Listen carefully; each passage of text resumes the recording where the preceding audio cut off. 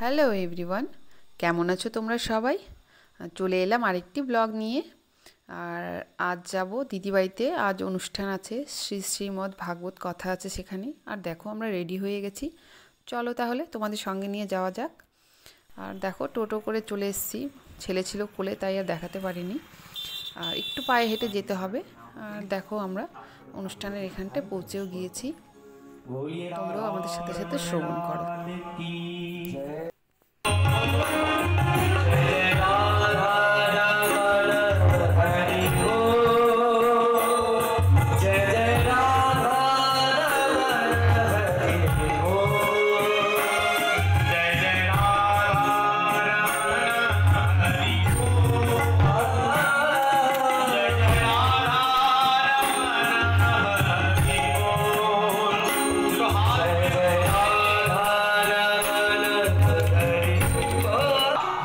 কথা ছাড়া আর অন্য কথা কর্ণের মধ্যে প্রবেশ হলেও ভালো লাগে না।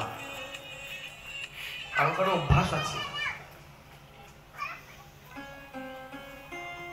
যে ভাগবতী কথা ছাড়া আর অন্য কথা ভালো লাগে না। সকাল থেকে আমার কাছে ফোন এসে, মহারাজজি আপনি কোথায়? তো আমি বললাম শিলিগুড়িতে। তো মহারাজজি পাঠ কখন শুরু হবে? আমি কাল থেকে আমার ভক্ত মা বলছে কাল পরশু থেকে ফোনে শুধু ইউটিউবে খুঁজছি কখন লাইভ শুরু হবে। হ্যাঁ, ঘরের মধ্যে বসে থাকি শুধু পাঠ শ্রবণ করবার জন্য। সাধু কি জানো না, আমাদের পথের পথিক। ছেলেকে কোলে নিয়ে একটু ঠাকুরের ওখান থেকে প্রণাম করে এলাম।